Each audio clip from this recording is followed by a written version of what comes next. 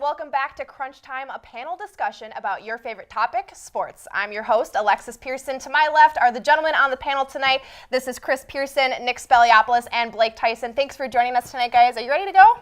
For sure. Yeah. Let's go. Let's not waste any more time. We'll get right into it. Big news coming from the Minnesota Vikings this week as their offensive coordinator, John DeFilippo, was fired. The Vikes have had some offensive woes the last couple weeks, only scoring 17 points combined in their last 2 games, also being held scoreless for 6 quarters in those 2 games. When things go awry, it's easy to start pointing fingers, but was DeFilippo the problem? If not, who's to blame? Chris? I don't think you can blame DeFilippo here. I think, he's got... You got to blame it on the defense. The defense has been so good in the past, and they have not been doing anything this year to help out. Like, they've been so good. They're looking for an offense to be good. This year, you have Adam Thielen getting over 100 yards a game. Like, it's not the offense's fault, and I think you're using him as a scapegoat, really. I mean, one of the things, too, you talked about, they were scoreless last week, which is bad against the Seahawks, but also a penalty that should have been called on a field goal could have changed that game completely, and he probably would have still had his job if they didn't lose that game. Nick?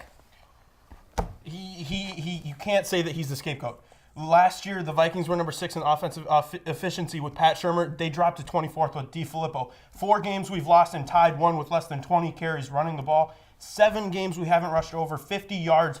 3 have been between 50 and 70 yards. We've only rushed for 100. We've only had 100 yards plus in 1 game. It's all on DeFilippo. He's trying to do too many things with the offense. You need to let Cousins, Cook, Diggs, Thielen, they just need to produce naturally. Blake? Yeah, I'm kind of with Nick here, Chris. I mean, the defense didn't start out well, but you gave up 6 points last week.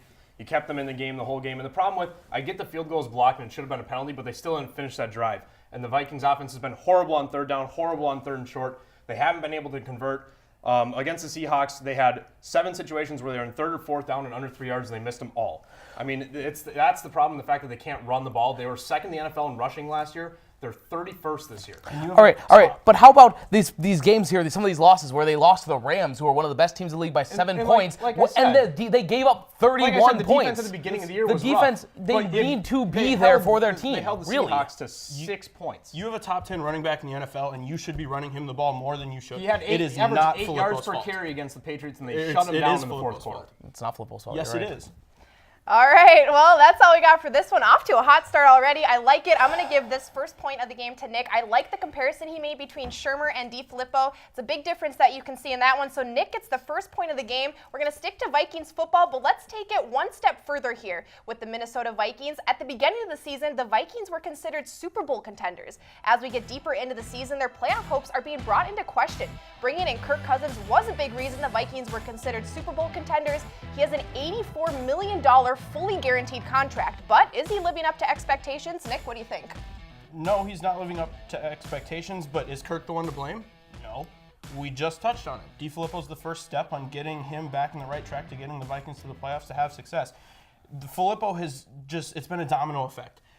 Kyle Rudolph isn't seeing as many targets. There are 11 guys on offense. It's not only Kirk Cousins' fault. I mean, that's why Filippo got fired. Kirk Cousins isn't the one to blame, but he still has potential to lead the Vikings where they want to go, and that's why he's on a 3-year, $84 million contract. Blake? We're going to talk about the money real quick. Jimmy Garoppolo got paid $138 million with about 10 career starts. So if you're going to criticize the Vikings for giving Kirk Cousins $84 million as a proven, capable starter, that's your own problem. But here's the thing. They brought in Kirk to win 2 more games than they did last year if everything else stayed the same. And things haven't stayed the same. Last year's team was number 1 in scoring defense, 7 in total rushing yards, 2nd in rushing attempts. This year's team defense is 11th in scoring defense, 30th in total rushing yards, and 31st in rushing defense. Take a look at last year's game against the Rams. Both teams relatively the same. All right. The results are different. This is where I go with this. Seriously, you have to be, as a quarterback, you have to be the leader on the team. You have to be the one who takes credit for it. So the offense isn't producing, like you guys have said. That falls on Kirk Cousins. He's having about the same averages he's had when he was in Washington. Everyone goes, oh man, he needs a new team because he can do better with them. And he clearly has not been doing that much better. Case Keenum had a couple less yards last year, but he didn't play every game. That doesn't matter. Because he was good system he's last in. year. But here's the he thing. moved to a different team. Case Keenum did it Was with a good Kirk offensive Cousins, line. was he or was he not the best free agent quarterback option Look available? at the system he's in. You can't tell me the Cleveland Browns drafted so many first-round quarterbacks and they didn't have success. Why? Because the system they were put in. Filippo brought They're in also a bad young quarterbacks system. at that point. Kirk Cousins is a Case veteran Keenum quarterback. This year has 15 touchdowns and 10 interceptions. Kirk Cousins has 25 touchdowns and 10 interceptions and has 500 more yards and is completing 10 more % of his passes than This Keenum. is not about- And Keenum was the number 2 You option on the just said market. it was. I said it as a comparison because he did good with the same offensive line last year. Okay. Order in the court. That's all we have for that topic. That one got hot as well. I'm going to give this point to Blake. It's kind of hard to argue with the statistics that he brought in. So Blake gets our second point of the game. Now let's switch to some college football, our big crunch today, as college football playoffs are just around the corner. The teams in the top 4 right now are Alabama, Clemson, Notre Dame, and Oklahoma, while the first 2 teams left out are Big Ten champs Ohio State and Georgia, who gave Alabama their best competition this season. Also, Central Florida hasn't lost a game in 2 years. Does the playoff system need to improve, guys? And should more teams be allowed a postseason berth? What do you think, Blake? Keep it at 4. First thing, if you expand the playoff, you're still going to have the same problems because the 8, 9, and 10 team, who gets in on that final spot? We're talking about this expansion to include teams like UCF, who, are kind of getting left out in this. But here's the thing. If you expand 8, okay, so then this year you're probably taking 5 power conference champs, Bama, Clemson, Oklahoma State, Washington, and Ohio State. Sorry, Oklahoma, not Oklahoma State. Then you have to add Notre Dame and UCF. So who's the last team in? Michigan, Georgia. They both have 1 loss, but somebody's still going to get left out. Georgia actually has 2 losses. Sorry, yes, 2 loss Georgia, but still a team that is the number 5 ranked team in the country. But then you have Michigan with 1 loss. Should Michigan get in ahead of them? Don't fix what's not broke. And I just think that as long as you have a human deciding this, there's always going to be the, well, is this a perfect system? It's never going to be perfect. Chris? You're right. There will always be that. But this is why we need to expand to an 8-team playoff. An 8-team playoff would allow for every single conference champion. And that means that even if you have a team that's a 2-loss team, like say Utah wins the Pac-12 this year, they make the tournament because they won their conference. That allows for a team to slide in there. And then you get your bonus team. So like a Georgia or someone like that comes in there. Or like last year with Alabama, they made the playoffs. People were really mad about that. That can slide them in there. And then it gets you a non-Power 5 spot too, where someone like UCF, who's been undefeated, they can go in and try to prove themselves. And it's a very good system because it allows for those extra teams, but it gives you the best teams out of every conference each year. Nick? I don't think it should go to 8. I think it could go. I think it definitely could afford to go to 6. You solve the problem of throwing UCF in there. Going undefeated for 2 years. 8's too big because then you start throwing in 2 to 3 lost teams. I mean, Georgia just kind of gets by because they lost to LSU and Alabama, and they're in the SEC, so that kind of gets pushed under the rug. But then when you're finding that 7 and 8 spot, you're trying to find a 3-loss team, and fans won't be happy about that. And it gives the top 2 teams, usually who go undefeated, kudos for going undefeated. And it would be a great way to start the bowl season. You start off with the 3 and 6 matchup and the 4 and 5 matchup. Great way to start the bowl season. Then when New Year's rolls around, you can have that first round of 4. I think 6 is the way to go. Barry Alvarez, who was on the College Football Playoff Committee from 2014 to 2016, said that not only can it expand to 6 teams, but that it should. But what do you do then? Who gets the buys? Because somebody's got to get a first 2 buy, seeds. and but then you have the same exact controversy as, well, who's the 4 seed Exactly. right now? Who's the and last that's team? why Well, who gets a buy? that's and why doesn't have 8 to is play perfect because you And have more teams to be able to What throw makes in there. college football different from the NFL is that every game means so much more, and I think that's what makes it unique, and that's why I like college football a little bit better than the NFL. But is the committee playing favorites at all? I think there is a lot of that favoritism what happens, in there like, to your because point, a lot if of the a lot of conference the champs people get in, that what get happens in there are SEC or Big Ten. Like What they're happens if Ohio Pittsburgh State beats reps. Clemson this year? Is Pittsburgh at 7-4 in the college football playoff? Because they're going to get No. smothered in Yes. the next game. No, No, you I don't think put a that's full- possible. And what happens if if you they have- can beat Clemson? They can beat anybody. What That's happens what if you football. don't have a College UCF football, team? you can come in What any if your day and you best can beat non-Power anybody. 5 If team you is beat bad? Alabama, Your then best you can non-Power beat 5 team- Alabama. I'm just saying, what if you don't Okay. have an 11-0 UCF? All right, that's all that we got for the big crunch of the night. I'm going to give this one to Chris. That was a tough one. I like the argument he made, though, because it allows for maybe some more competitive games and bringing some more teams in. Might be fun to switch it up a little bit. So Chris wins our big crunch of the night. That'll take us to break, so that'll do it for the first round of Crunch Time. Coming up after the break, we get into some collegiate hockey and basketball. Stay tuned. Welcome back to Crunch Time. I don't know if that was enough time to calm everybody down, but hopefully we can get a fresh start going into the second round. We'll hit the ice and talk some SCSU hockey. The Husky hockey team is having another incredible season, currently sitting at 13-1-2. But it's a different beast when playoffs come around. Who is the Huskies' biggest threat come playoff time? Will we see a better performance from the Huskies in postseason play? Chris, what do you think? Well, clearly the NCHC, to start off, is the best conference in college hockey. Ever since their inception, they've won 3 back-to-back national championships. So that's why I think the NCHC team will be the toughest threat. And one thing that St. Cloud always struggles against is physical teams. And so you see with Miami, my team is Western Michigan. Last year they came into this Herb Brooks Hockey Center and damaged us. They came in and hit us hard. They won like 7-4 that game. And that was an unexpected loss because they were not looking that good. If they can slide into that 4 spot in the NCHC, make the playoff as is tradition, I think they could be a very tough one come around NCAA. Let me know when Western Michigan makes it to the tournament for 16. I think it's going to be UMD, another team out of the NCHC. The thing that really proves how good they are, Scott Sandel, the head coach, knows how to get his program peaking at the right time. Last year they finished 3rd in the NCHC and they won the national championship. SCSU beat them 3-1 in the season series in the regular season, yet somehow they're the national champions. They outshoot their opponents 50 shots to 30 each game, and they have an experienced junior goaltender in net and Hunter Shepard who only allows around 1.77 goals per Blake? game. All right, I'm going to take it a little bit out of the NCHC. We're going to go to the Hockey East. University of Massachusetts, they're ranked 2nd in the nation just because we don't hear about them because they don't play us, but they're a good team. They're more battle-tested. They swept a top 5 Providence team. They split with Ohio State, who was ranked number 1 at the time, and split with Quinnipiac, who was ranked 6th, and they beat top 20 teams in Yale and Princeton. SCSU's only played 3 ranked teams all year. They swept Denver at home. They lost to number 11 Northeastern, and St. Cloud State tied Miami of Ohio twice, which is not a good program. And when it comes to tournament time, St. Cloud State, especially in the NCAA tournament, has failed and failed and failed, and I would obviously love to see them do well, but they haven't showed me it. So you're telling me someone from the Hockey East is better than a NCHC or even a possible Big Ten, because like Penn State is destroying this year. You're telling me that someone like that out of UMass would be better? Well, Boston College, BU have been perennial programs. There can be good teams just because they're not in the NCHC. Yeah. All right, whatever. I mean, they don't play in the NCHC, but it doesn't mean they're not a good team. Yeah. But all right. Division I hockey. That's all that we got for this one. This is a tough one. I think this comes down to between Nick and Chris because I do think it's going to be a team in that division. I'm going to give this one to Nick. I like UMD as a team that might be tough for the Huskies to play against. So Nick gets the first point of the second round. We'll stick to Husky hockey, but take a look at some of the guys on the Husky hockey team. You'll find 3 players who are on pace to break the 100-point marker in their collegiate career. Robbie Jackson, Patrick Newell, and Captain Jimmy Schultz. Could these guys be considered some of the greatest Huskies of all time? We've seen a lot of Huskies move on to the NHL and have successful professional careers, but do you guys see that happening with any of these guys? If not, who's the greatest Husky of all time? Alexis, you mentioned who these hockey players were in Schultz, Jackson, and Newell, and don't get me wrong, they're great hockey players, and they've done great things for this program, but I'm going to take the 5th-round draft pick out of Pavlistaka, Bystrica, Slovakia, David Rennick. Everybody talks about him here, but everybody likes to reminisce on what Charlie Lindgren did, but statistically, David Rennick is better. David Rennick only allows 2 goals on average per game. Charlie's around 2.3 and has a higher save percentage as well. David Rennick has 5 career shutouts through his career, not even halfway through his sophomore year. And at that point, Charlie only had 3. All right, we got to go to Blake here.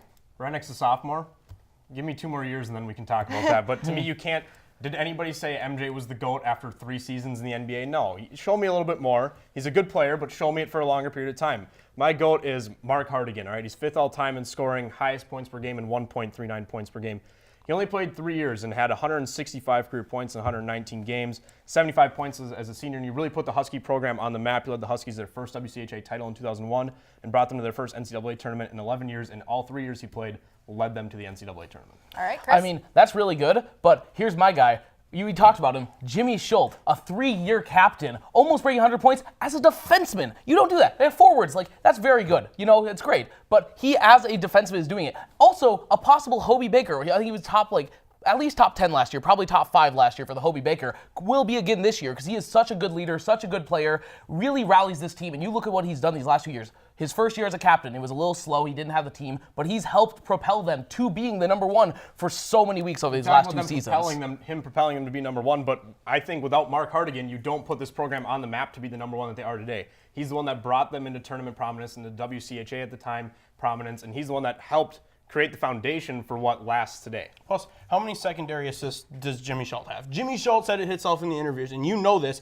A lot of his assists come from breakout passes and just shooting the puck. That doesn't matter. All That right, means he's all right, helping that's- their team. That's all that we got for that one. I know it's tough. We've seen a lot of good Huskies come through this program. That's part of what makes it such a fun team to watch. I'm going to give this point to Blake. I like the point he made about him putting them on the map, which is a reason that we're even having this kind of discussion today. So Blake gets that point, and we'll move on to the hardwood for some St. Cloud State basketball. The men's team is off to a solid start this year, taking care of business, but falling to some opponents many thought they should beat. They were having trouble hitting shots versus Duluth and blew a 14-point second-half lead to Mankato. Some big-name players like Gage Davis, Brindley Tyson, and Sean Smith are all seniors this year. Where do you guys see SDSU finishing in the NSIC or possibly the NCAA tournament for the second straight year? I think they're a tournament team. I don't think that they're good enough to win the NSIC. I just think what happens if somebody's able to shut down Gage Davis. He scored 19 or more points in 7 of their 9 games. And really, if this team gets down into a game where it comes down at the free throw line, they're very poor, shooting 65.3%.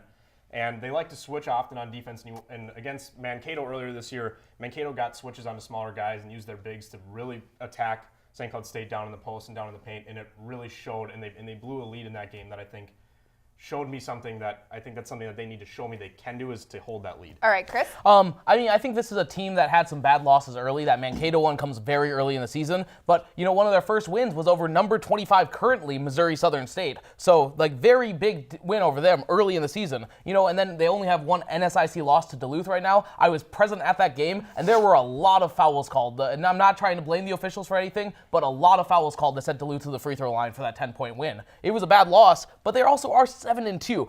This is an early team. They got to get together. Gage Davis said himself, we got to get together and be better. All right, Nick? I'm along with the whole, it's early in the season, and that's just how it goes. Man, you miss shots. That's basketball. Some guys just don't have it. But can we just talk about the two guys that are leading this team? Gage Davis averaging 22 points per game, 9 rebounds. Sean Smith, 14 points per game and 8 rebounds. Both of them very close to averaging a double-double. And Sean Smith on defense averages 5 blocks a game, and he's leading the nation. Their senior leadership off the bench in Adam Heat Anderson, who's a starter last year, satisfied with the role as a sixth man, and now you have young talent in Onwuka, who is doing great things for the Huskies. I think this team is going to make the tournament for the second straight year. I could say they could even make a deep push, Sweet 16, Elite 8. This team has what it takes to go that distance. Just what is your answer, though, if Gage Davis gets shut down? That's the one problem, because somebody eventually is going to slow him down. And in the 2 games that he hasn't played well, they've lost. You have by Sean 3 Smith, and 10. These are close games that I understand they're close games, but that's the point. They're not winning when he's not performing well. Somebody else needs to hit that shot. That's all we got for this one. I'm going to give Blake the point on this one as well. I agree. When you have only a couple players like that who are really propelling a team, barring injury or anything like that, if problems come up, it gets kind of tough. So Blake gets the point in that one. And coming up after the break, we'll cover our final topics for the day, including NBA basketball and even some baseball. Don't turn the dial. We'll be right back. We're heading into the final stretch here in crunch time with Blake Tyson in the lead, Nick and Chris not too far behind. We'll get right into NBA talk. Things are getting wild in the NBA right now. The Raptors currently own the best record, but the Bucks have MVP candidate in Giannis the Greek Freak and hold second place in the East. The Nuggets are tied with the Warriors in the Western Conference. And speaking of the Western Conference, seeds 1 through 14 are separated by only 5.5 games. Is there a new best team in the NBA, guys? What do you think? I got to go with the Nuggets here. I honestly think they are currently winning in a really, really tough Western Conference. This is what everyone said. They said, oh, this is Golden State's conference. And now that LeBron's here, LA's got a chance to fight them. But the Nuggets are doing it. And it's not because they have one star. They have so many players that are stepping up and getting, at least 15 points a game. They have Barton, Harris, Jokic, Lyles, Millsap, Murray, Plumlee. All these people are super good. And they just added Swaggy P, Nick Young, who is a veteran guard who will really help them and be even better in this collective unit as a great team. Nick? Just because LeBron's in the West doesn't mean that's the reason why Golden State isn't performing. And yes, that's not what I said. I said that everyone because LeBron's in the East or in the West now. It's going to be a tougher conference. Yeah, that's what I said. And let's just not list guys off. Let's actually give some stats. I'm rocking with the Raptors. The Raptors are the number 1 team in the NBA right now. You have Kawhi Leonard, who went from TBD in San Antonio to MVP in the 6. He's doing great things out there. He's averaging 26.1 points per game, 8.3 rebounds. He was a finals MVP. He can get back to the finals, and he won his finals MVP against LeBron. He can do what it takes to lead the Raptors to the championship. Blake? The Raptors are a good team, but like I talked about earlier with the Huskies, show me you can do it in the playoffs. I know that the demon of LeBron is not in the East anymore, but show me you can do it in the playoffs. I'm sticking with the Warriors. They're defending champs, all right? They're 19-10. They went through their rough patch with the Draymond Durant stuff, but Curry's finally healthy. They were 5-6 without Stephen Curry. They're 15-4 with him on the court. They still have DeMarcus Cousins coming back. And you watch like the other night when they played the Wolves, Towns dominated down low. When you add a big presence like DeMarcus Cousins down low in the paint, that's going to add even more. They lost 24 games all last year. They were the 2 seed. Everybody's like, oh, is Houston going to do it? They still won the title. All I'm going to say is the Toronto Raptors swept the Golden State Warriors in their season series, and they did it with one game without Kawhi Leonard. So your argument of, where's Kawhi, that doesn't work, they beat him without Kawhi. That's great, but you're talking about regular season basketball, and I'm talking about who's more likely to win the title, and I'm going to take the team with 5 All-Stars. Kawhi won a Finals MVP against LeBron. He had. All right, that's all we got for that one. I'm going to give this point to Chris. I liked the point that he made about kind of LeBron now being in that conference and the competition level that brings. So Chris gets the first point of this last round, and we'll move on to our last topic of the night. It might be the offseason in the baseball world, but there's still plenty happening. The hottest player on the market is still looking for a deal. Cubs, Dodgers, Phillies, and Angels seem to be the top contenders. Bryce Harper is looking for over $300 million after 7 years in the league. He won MVP in 2015 at only age 22, and since his MVP winning year, he has batted .266 and has had 2 seasons with 30 or more home runs. But is he worth what he's asking for, and where do you think he fits best? Nick? So if we're going to talk about where he fits best, it's a team that we haven't even mentioned, and it's not in the National League. It's in Chicago with the White Sox. You have Bryce Harper there long term, and those prospects that they have in Chicago are insane. Jimenez, who is in AAA, his batting average is .355, on-base percentage .399, OPS is almost at 1,000, and Nick Madrigal, .303, .355. This team, if they get Bryce Harper, can do amazing things in the American League because the American League Central is not a strong division, and Bryce could take this for the long haul. Blake? I'm just going to get this out there. He's going to get grossly overpaid for a guy that's only hit over .275 twice in his career. The White Sox are a good up-and-coming team, but minor league success doesn't translate to major league success. We've watched Byron Buxton dominate AAA and all the way up to the majors, and then it flops. And I think that Bryce Harper betting on himself and getting what he wants, a long-term deal, he doesn't want to go somewhere where it's not a for-sure thing. I think it ends up being somebody like the Dodgers with money to spend that's proven they're willing to spend money. It's just, I don't think it's the Yankees. GM Brian Cashman's already said they're out of it. They're focusing on Machado. All right. And the Cubs are already spending way too much money.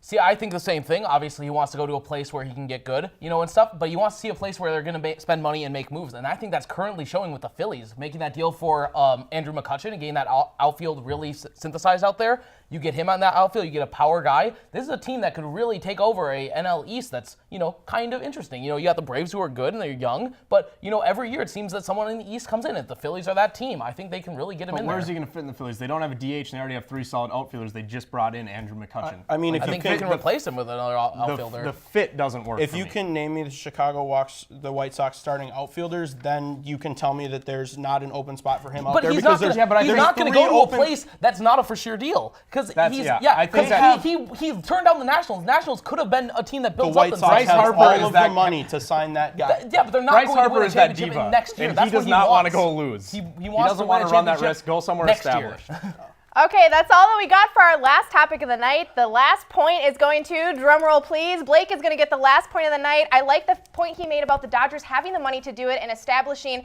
success. So Blake gets our last point of the night. Coming up after the break, find out who won this round of Crunch Time.